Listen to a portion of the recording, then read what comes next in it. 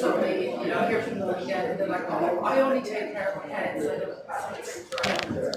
it's like Do I need like to you go put in it? and say, "Sorry, I'm in charge of forms." Someone else is in charge of forms.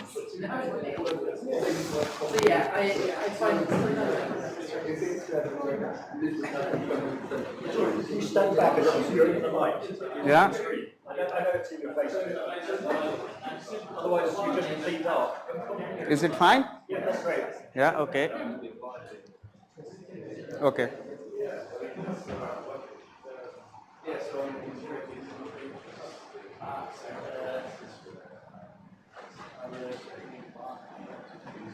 Yeah.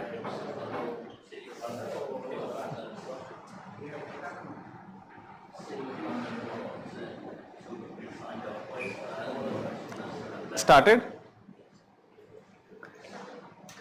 Yeah, okay.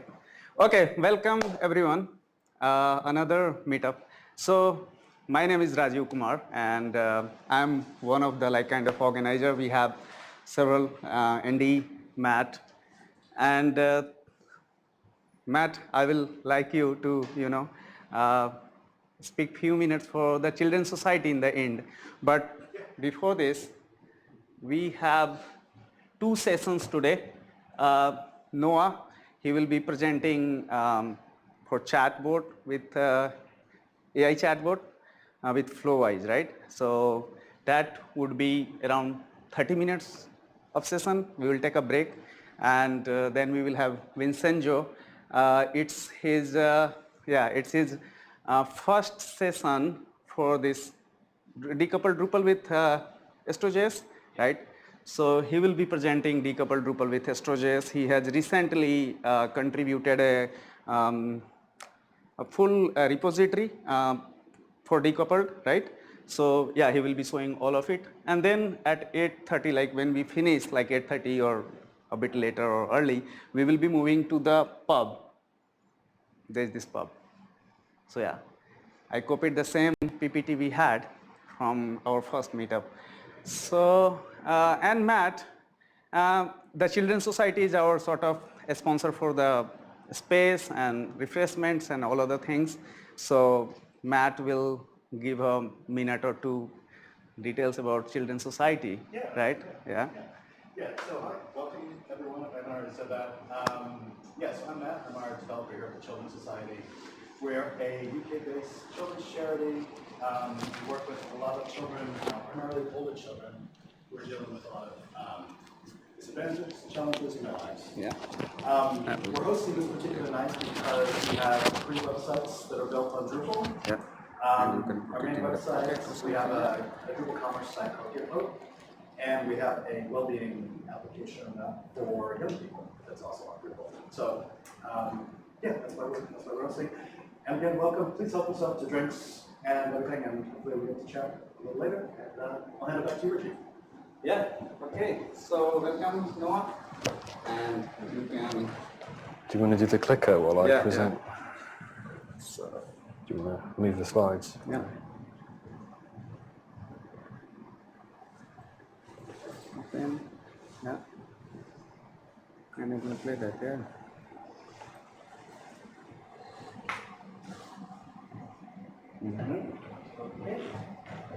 Oh, it's blinded, isn't it? Yeah. Do you mind staying equal light? Wow. Simply because the camera doesn't. No problem, no problem. It's a bit of a problem, sorry. No worries. All right, I'll try. So, hi everyone.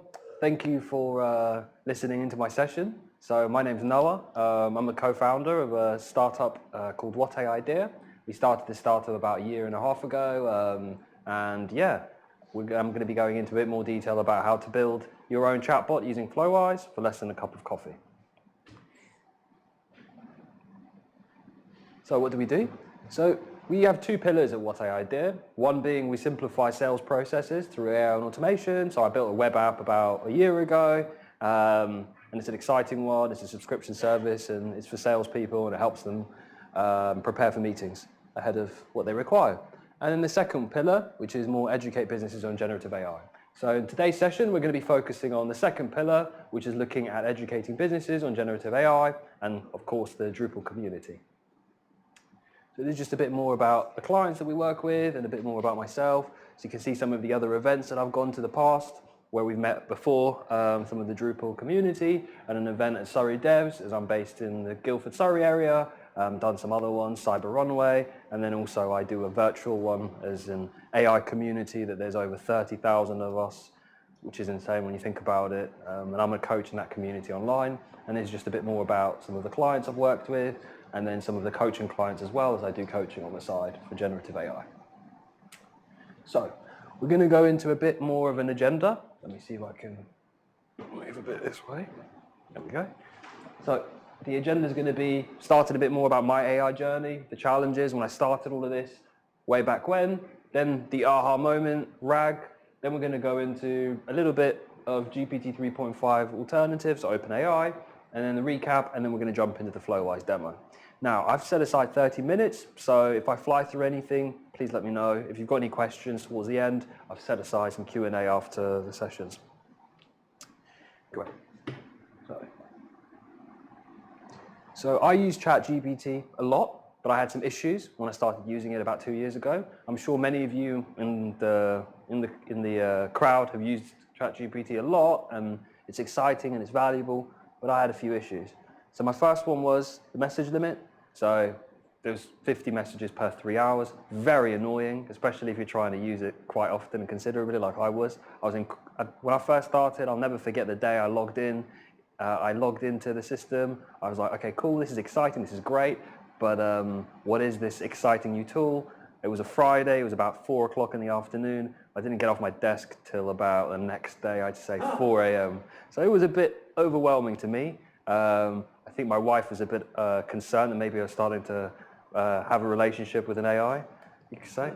But then the other one that was really frustrating on my side was during weekdays, I had login issues from so many users, and it just kept going down when I needed it to, ask a few questions to help me on emails or whatever I was trying to use it for to speed up my time and my job. Then another one I had an issue with was hallucinations. So in the generative AI space, we call it hallucinations, but that's what you want to say when the AI starts to invent things, be a bit too creative in what it's coming up with. And then the last one was the input window limit. So I tried to send large documents to ChatGPT, and it just wouldn't work, or it just really wouldn't understand some of the information, and it really frustrated me. And I started to think to myself, well, there must be another way. There must be another way. I mean, and then the last one, I was missing a test environment. I thought to myself, well, there must be somewhere where I can have a go, have some fun on my laptop or anywhere that I can, be more creative. So that's where, funny enough, the journey goes to the next step, and that's where I was on Reddit browsing and I saw someone talk about something called RAG. I thought to myself, well, what is RAG? Is it a clothing item? Is it jeans? Like, what are they talking about? And back then, this was about 1.5 years ago, there wasn't really much out there about RAG. The space was growing very fast. There was not that many generative AI people. And so I'll go into a bit more about RAG. So RAG stands for Retrieval Augmented Generation. Now, in the generative AI space, sometimes people like to use very complex words for simple things, I've noticed. So what it means, and we're going through this because it's almost the fundamentals and the blocks of how you build some of these chatbots, which I'll show you in a bit on Flowise. So this is a simple question, and it's what makes Llama 2 special as an example, and I've sent it to the LLM, and the response back was, I don't know. And this is just an example, meaning that I've asked it a specific question, and it's not in its knowledge base, not in its information it's been trained on, and it doesn't have the answer to it from a factual perspective. So how do we overcome that? We overcome that by creating this, if everyone can see a little bit. And this is just what's called a RAG pipeline. And what you're doing is effectively, imagine it like a librarian. You go and ask the librarian for a book, and the librarian says, okay, no problem, I'm going to go look for the book, like the bookshelf over there, and then they're going to give you back the most relevant book that you've asked for. So that's what RAG is effectively. And the LLM, the large language model, which is the AI, is the brain behind the RAG pipeline in the process. That's a top level, high level view. If anyone has any questions or would like to follow up with me after, I'm more than happy to talk to you a bit more about it. So that's where we went. And then we went into the next bit, and I started thinking to myself, well, what if I didn't want to use OpenAI? What if I didn't want to use ChatGPT for my RAG pipeline? How could I build this? How could I do this without using them? And that's where I started to think to myself, well, there must be another tool. And that's where I discovered all these other providers, such as Anthropic, Mistral, which is a French company, who are doing really well. If you could use Amazon Bedrock, which is their AI tool, and then Azure OpenAI, and then more recently, that's been all over the news, Google's Gemini.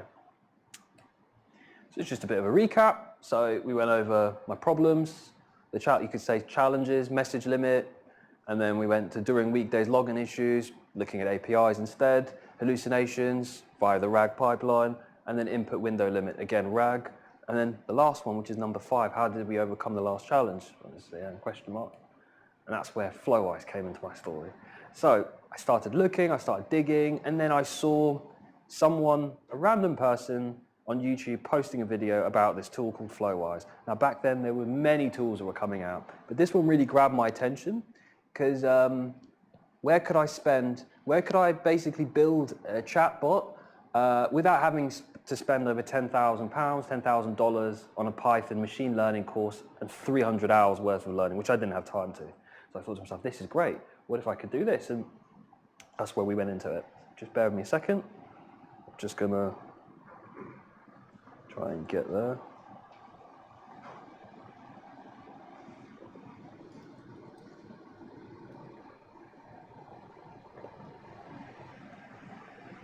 Oh, it's not letting me go on the screen. Slideshow.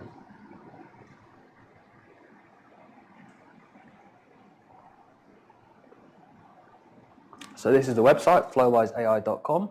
They're open source, so you can, it's Dockerized as well, so you can literally put it in as a Docker. It's on GitHub, over 19,000 stars. And this is a nice little example. It was created by a founder called Henry. He's a cool guy.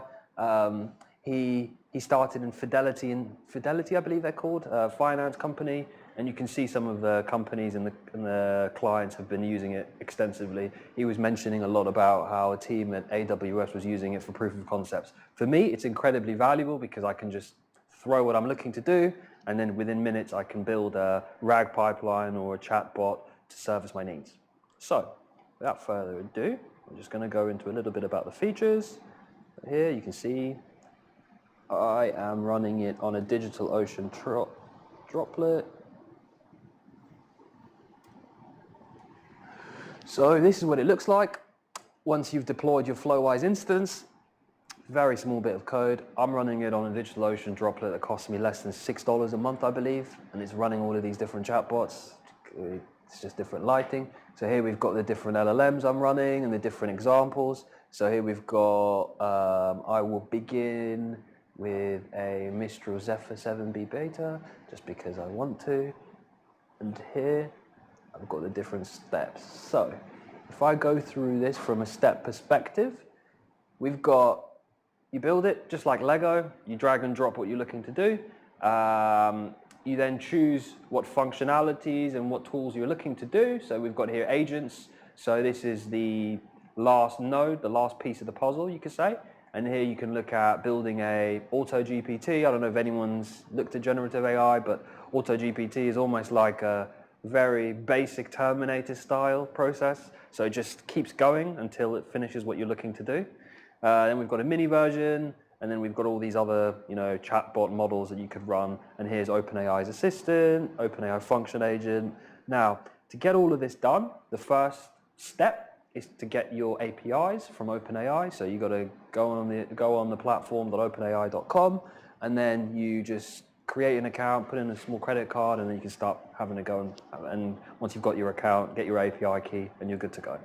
So all of this is running via APIs. And then this is just the cache. So if you want to have a bit of memory for chat conversations, and then here's the different chains. If you wanted to do post APIs, if you want to connect it via RAG, different chat models, they're integrated with it. As I mentioned before, we've got AWS Bedrock here. We've got Azure OpenAI if you want to do it more in production. We've got Anthropic. They literally have all the AI providers in here. Mistral as well. And then document loaders. So this is a great one. So if you wanted to drag and drop a PDF or a CSV file or even a Figma file, if you've got a design team that you want to have get a better sense and have the AI chat to it, or even GitHub or Gitbook or Notion. So this is what I've built here. I'll start with the first example. We've got here in-memory cache, and this is just a large language model, which is Zephyr 7B beta. So Zephyr is, again, it's another strange thing in the AI world, but they like to name AI large language models when they fine-tune them and when they develop them on this Hugging Face platform, funny and weird names. So this one is actually a fine-tuned version by the Hugging Face company of the Mistral 7B. So it's a very small model, but it's incredibly good and very fast at answering questions and also being able to be a bit creative, you could say. So I'm just going to delete this note because it's not relevant. So I've got a bit of in-memory cache so I can have a bit of history of the conversation. I've then got this prompt template. So that's going to allow me to, here's my prompt template, so you see. Created this, you're a Mistral, a large language model trained by what idea? You always do the best ability of reasoning and never share your steps to the user, only the output of your response. And because it's a Mistral one and not OpenAI, this is the framework, you could say, what it looks like. Now I'm just going to have a little chat with it. I'm going to say, I want a poem in the format of a rap song for the Drupal community.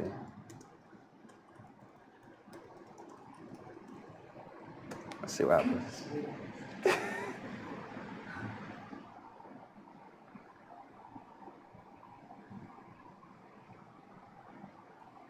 Just waiting a bit. It's a bit of a delay because I've put the context window quite big.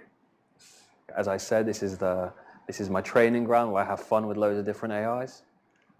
So we'll see. There we go.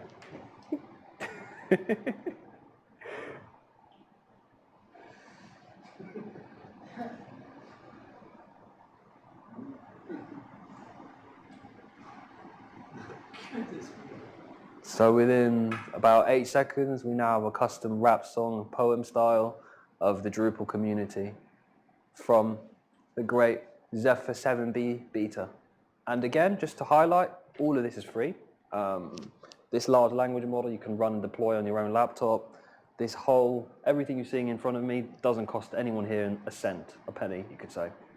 You could run this on your own laptop if you wanted to, running LM Studio, or they've even got Olama, which is another way to run your own large language model. And now more than ever, the community is moving a lot more to these very small models. So just to give you a perspective of how much this would cost in production. So back in the day, about, you could say, a Llama 2 70 billion model, which is 10 times the size of this. You're talking about, in production, you're talking about $5,000 to $10,000 a month, the inference cost. This one, 10 times smaller and even more efficient, so you're probably looking at best, maybe 1,000. If it's very few users, maybe $300 a month. So you can see how fast the community is moving and how fast things are going in the AI space. So that's just an example of Mistral, Zephyr. Now, I think the important part here is, maybe I'll ask the crowd, what would you say is missing in this process right now? If you wanted to take this further, anyone? Our own content, like our own content. Yes. Anyone else?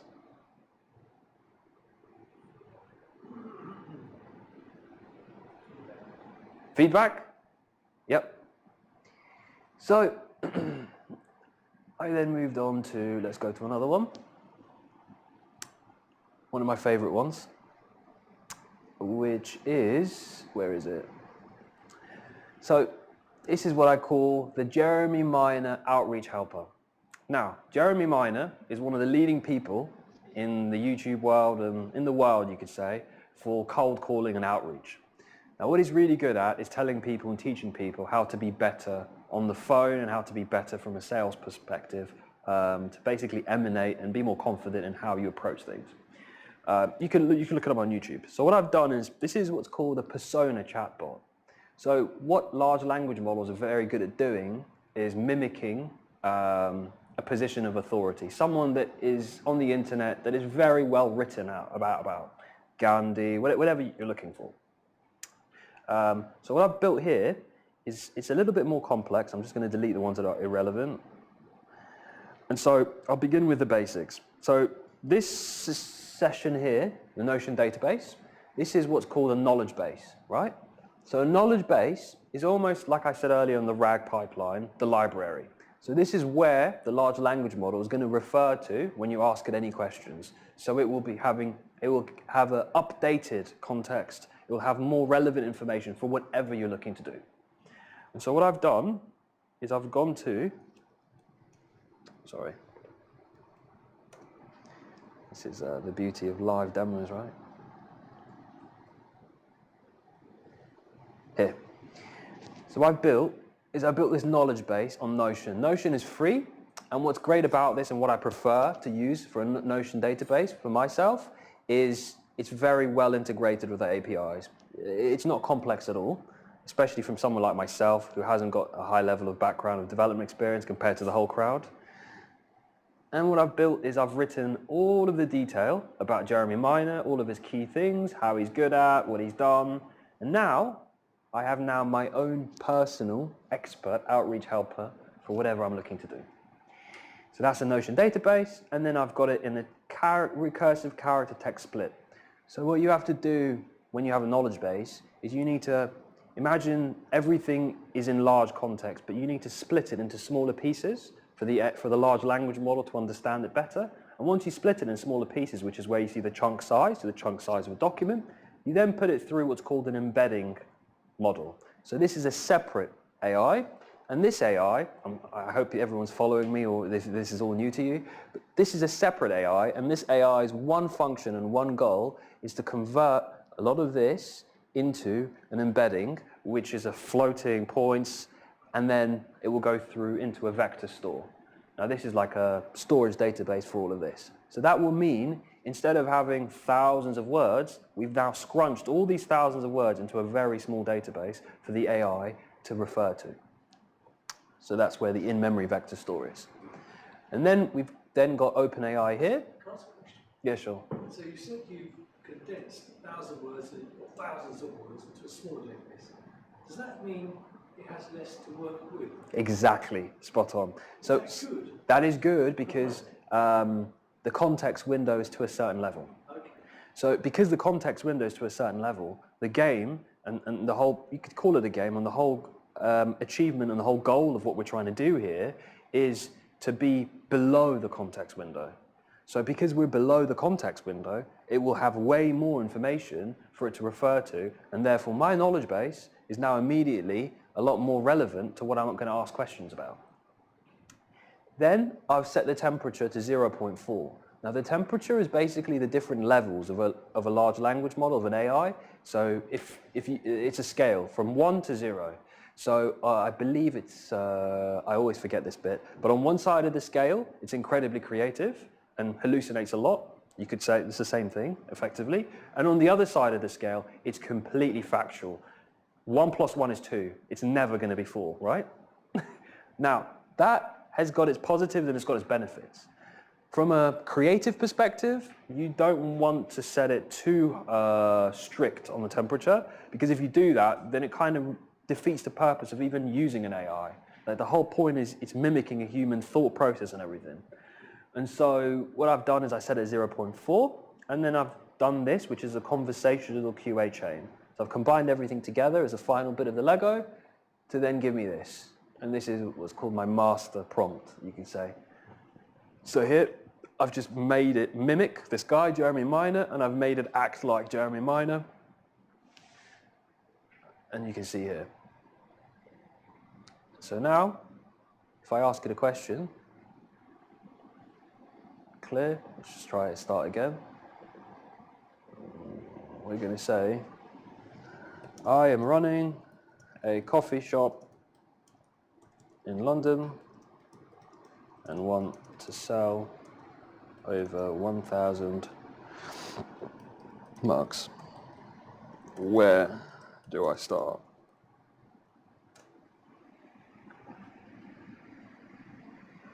Just going to wait a bit. Again, there's a delay because, as I said, this is my testing ground. I'm a bit weird that I always like the responses to be much bigger, because to me I feel like that's more relevant and more exciting than having a back and forth of a chat conversation. But again, everyone's preferences as they like. It's just loading. So does the computer know that because you're in a coffee shop and you want to sell mugs, the mugs are going to be of coffee? No, but look. It's really good.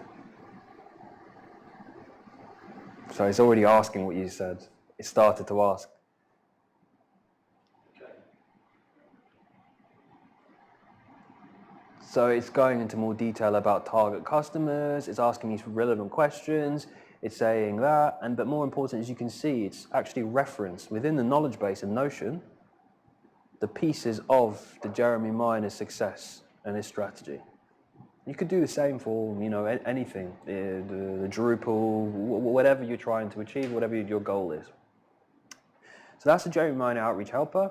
And then, before I finish, I've got one last one, which is a bit of you could say a fun one, which is the image gen demo. So hopefully this works.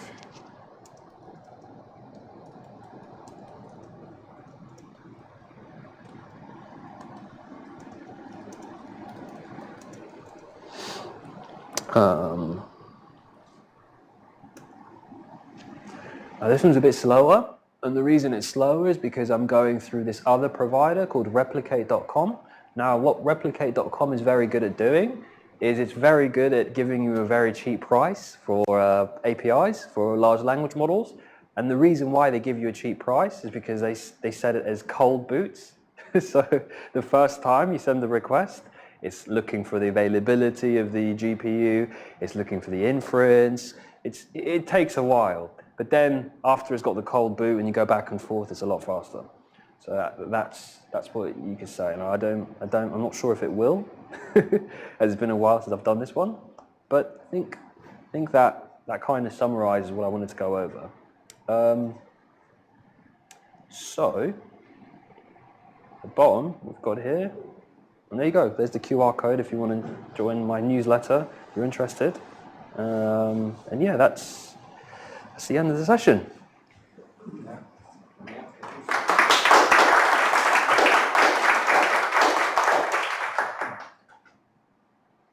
Yeah. Question. You mentioned earlier, I think, in fact, a couple of questions about hallucinations. Earlier there was that three-letter acronym, can't remember which one. RAG, like the clothes. Which in some way is going to help with hallucinations, and potentially there's no way you can communicate to me with what I understand. Yeah. How that works. Okay. I was wondering if you could go a little bit more detail in it. Sure. I flew through it a bit because it's a bit technical and I only had 30 minutes, so.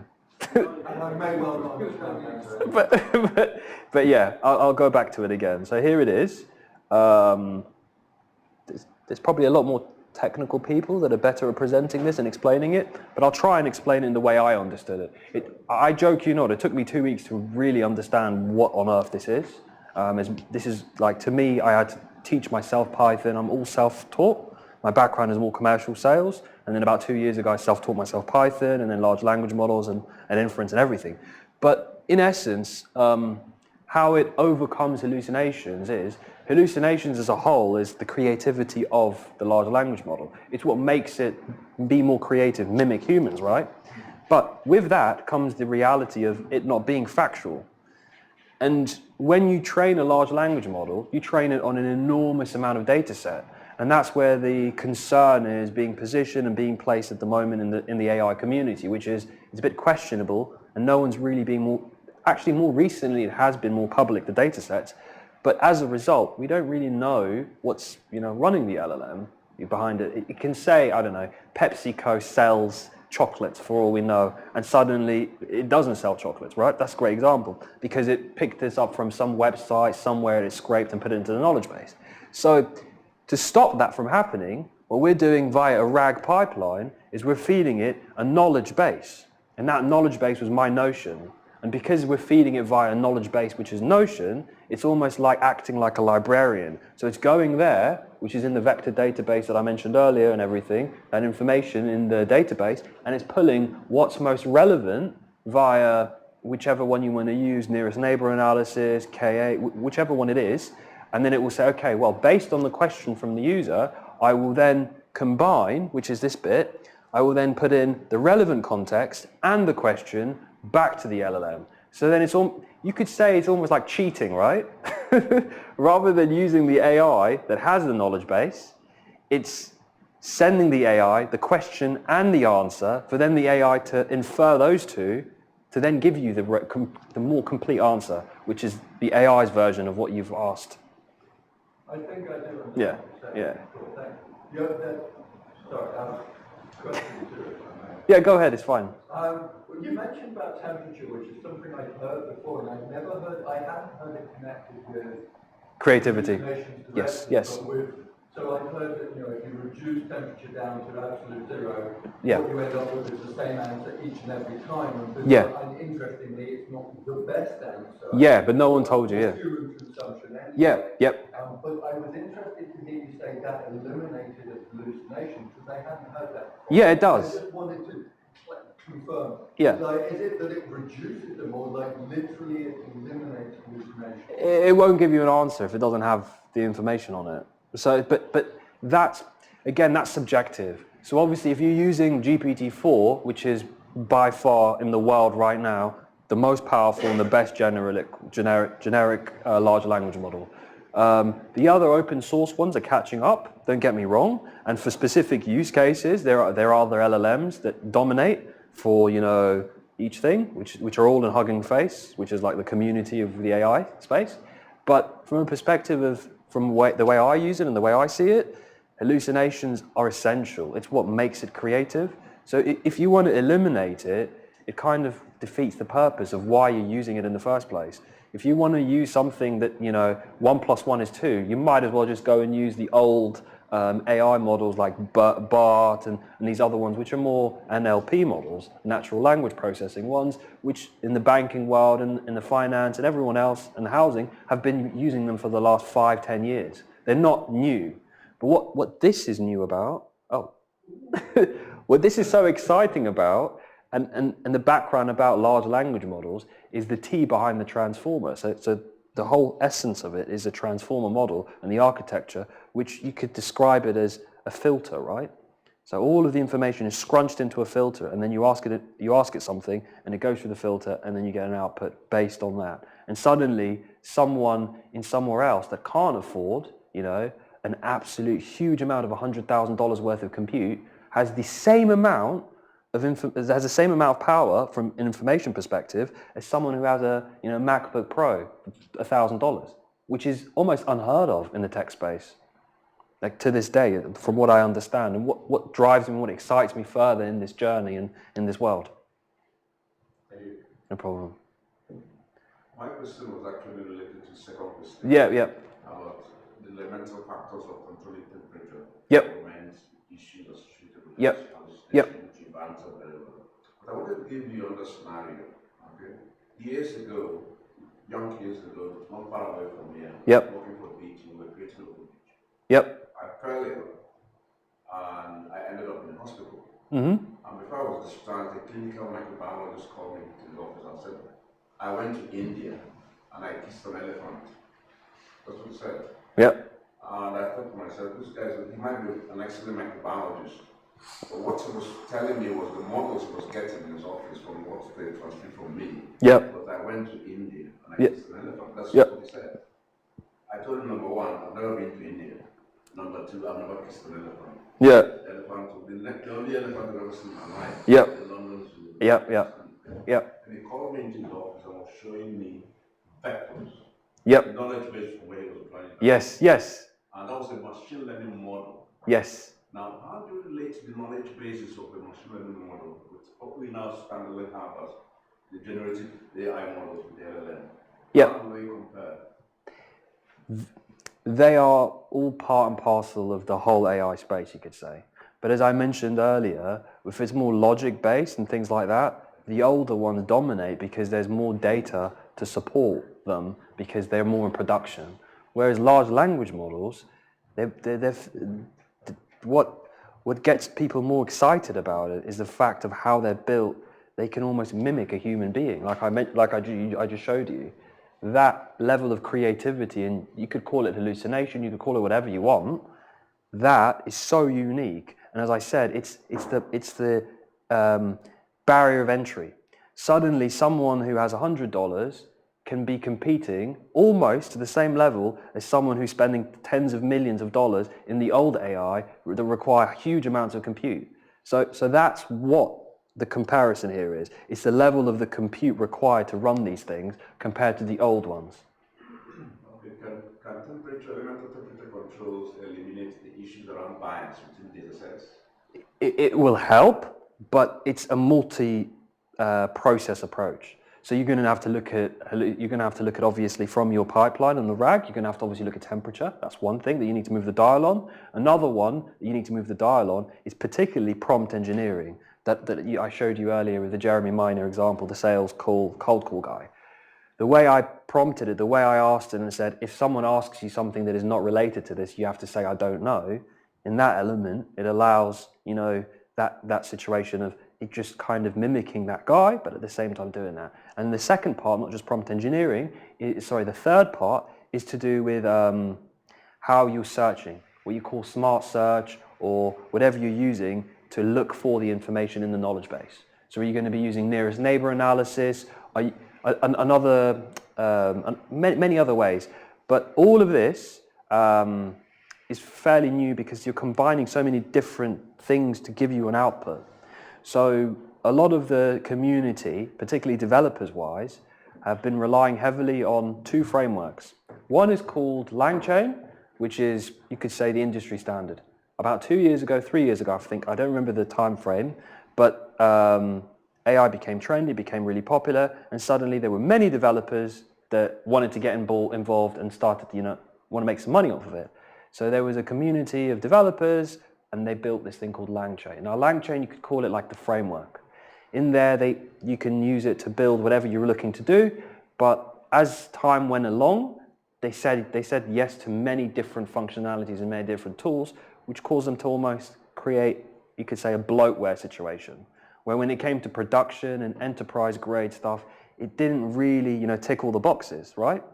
And so then a new framework came out called Llama Index. And that one is more production grade and more, you could say, ticking a lot more boxes of what's required. And they didn't say yes to everyone in the community that wanted to integrate.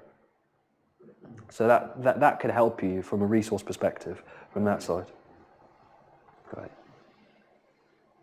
Has anyone else got a question? No, go ahead. How do you tie this in with Drupal? How do I tie this in with Drupal? I tie this in because obviously all of you are in the community of developers, and this is a trend and this is a hot topic. And more importantly, I think with the furthest, especially from Google Colab and all these other large language models, that help you code, they're already in your, code IDE. I forgot what they're called, but like Visual Studio Code and the other ones. So you're already seeing this. So the key here is I wanted to show you a bit more about temperature, all these other tools and tips and things. So if you ever want to use them in how you're developing what you're building, you can be more efficient, particularly the prompt engineering or anything like that. And you can show that chat prompt which we saw, that you can embed anywhere. So the last presentation we had here was, what was the guy called? Jamie. Jeremy. He showed how within Drupal he was using AI. Yeah, absolutely. Yeah. So, like this one is a different tool, but the chat window he prepared all after configurations. So that you can embed anywhere. So on the website. Yeah. So from a development perspective, I run this tool called LM Studio. Now LM Studio is free, just download the program. But what you can do with LM Studio is you can connect it to your IDE, so your code base thing. So you could be running an open source code base completely on your laptop, not OpenAI or anything. So no one will ever see what you're doing or anything like that, and it's all sitting on your laptop. So that's, I think if that's what you're asking about, there's LM Studio as well. So I've got here running at the moment. I've got here Dolphin 2.65. So this is a 2.6 billion model, so even smaller. You could, from what I remember, you could run this, how small it is, on a mobile phone. Right? So that's the pace of the open source community. I showed you earlier a 7 billion model. This is a 2.6 billion model that was created by Microsoft. And then it was further fine-tuned by a man called Eric Hartford, and he put the Dolphin dataset on it, which gives you even more information, more creativity. And I believe that the next step is 1 billion. And they're moving really fast with more technology. And when you say billion, Parameters. parameters. Yeah. So I think it's parameters. I don't remember specifically, but it's the size of how much it's been trained on and how big the large language model is. We started, I mean, from the stat I remember, OpenAI's GPT 3.5 from a compute perspective costs OpenAI $700,000 a day. So the way I see it is, it's great and it's exciting to use OpenAI as an API key, but all of these are going to supersede OpenAI, and at the pace they're going and at the speed they're moving from, hitting the barriers of entry and overperforming on some of the leaderboards that you can see all on Hugging Face, eventually we're going to get to the point which we have now successfully, where you can run these on your own computer, which I'm running on my laptop right now, which isn't even that big of technical of a laptop, to do whatever you want. You could be on a plane, flying somewhere, and you could be writing your code, and you can say, look, I've written this code, like, what do you think? Get some feedback on it, and immediately you've got that. There's no, internet connection required there. And so where's the money which you're going to get for your company? Where does that come from? Subscriptions or something? Yeah, so our business at What AI Did, we have a SaaS subscription tool that I built with our team, and I built this to help salespeople speed up the process of research. So, for example, you drop an annual report in less than 60 seconds using the RAG pipeline, and we've also put in quality score and quality measures to give you a very clear 2-page summary. So in front of a meeting you're going to have with a client, immediately you know what questions to ask, you know what they do with their business.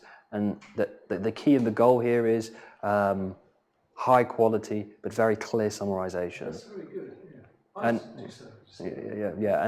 And what I learned through the journey, because what we build is a closed loop system, we don't have a chatbot, which is why we work with some of these large organizations for their salespeople, because more and more so, businesses are banning ChatGPT, particularly for salespeople, as there's the impending risk of someone typing in something confidential in there, and then suddenly someone else in another part of the world asking this specific question and getting that information on their side.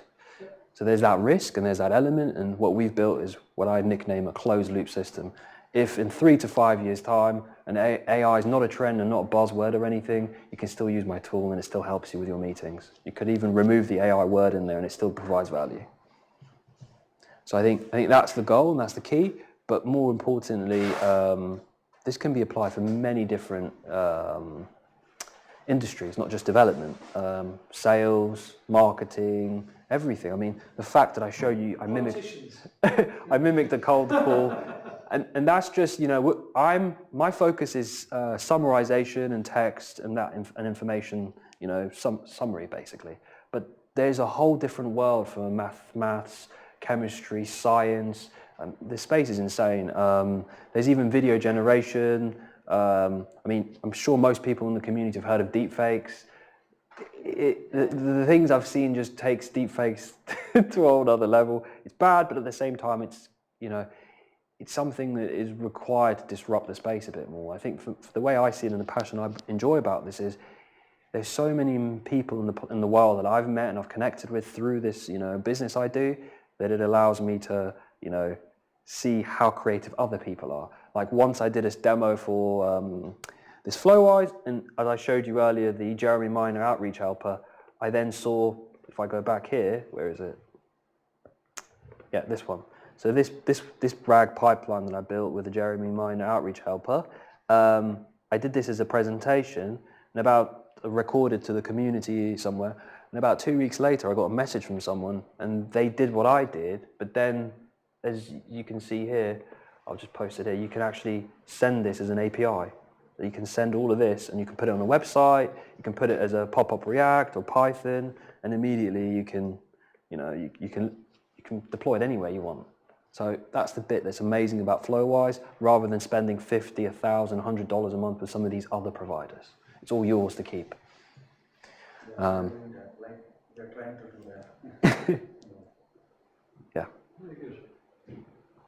Any other questions? I think we've gone over a bit. Yeah. Okay then. Sorry. Let's take maybe 5 minutes break. Thank you.